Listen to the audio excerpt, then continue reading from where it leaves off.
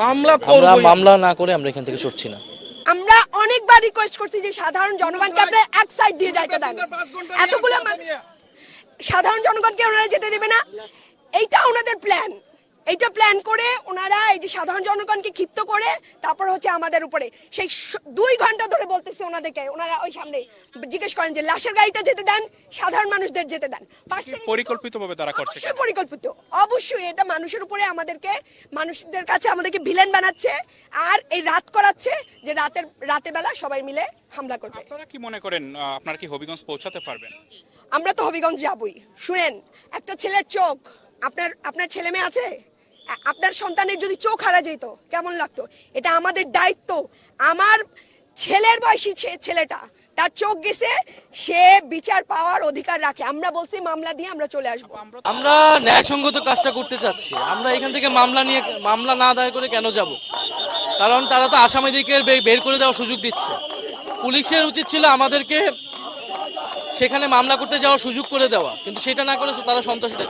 যে অভিযুক্ত করছেন তারা মাহমুদ বলছেন যে 2024 সালে আন্দোলনের সময় যেভাবে পুলিশ লেলিয়ে দেওয়া হয়েছে আবার সেটার পুনরাবৃত্তি হচ্ছে, আপনি কি মনে করছেন? একই চরিত্র তো আমরা দেখতে পাচ্ছি, রাজনৈতিকভাবে ব্যবহার করা হচ্ছে পুলিশকে। আমরা তো কখনোই ভয় পাই নাই, কারণ আমাদের 14 সভায় চলে গিয়েছে, আমরাও শহীদ হতে প্রস্তুত আছি। তো প্রবলেমটা হলো বাংলাদেশের কি তারেক রহমান সন্ত্রাসী রাজত্ব চালাবে নাকি উনি গণতান্ত্রিকভাবে বাংলাদেশ চালাবে? আপনার কি মনে হয়?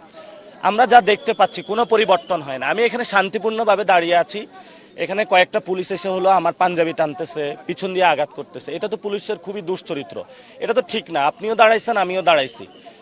এরপরে সংস্কারের যে কথা হলো সেটার কি তাহলে পুনরাবৃত্তি হলো না? পুলিশের তো কোনো সংস্কার হয় না, এরা কোনো পরিবর্তন হয় নাই।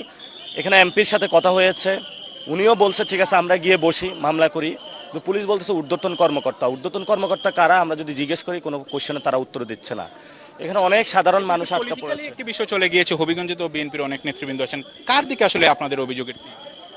এখানে তো জিকে গউস ভাই আছে, দীর্ঘদিন উনি এখানে একটা রাজত্ব করছেন, এটা তো কারো অদেখা জিনিস না। এখানে মিডিয়া থেকে শুরু করে কেউ কথা বলতে পারে না।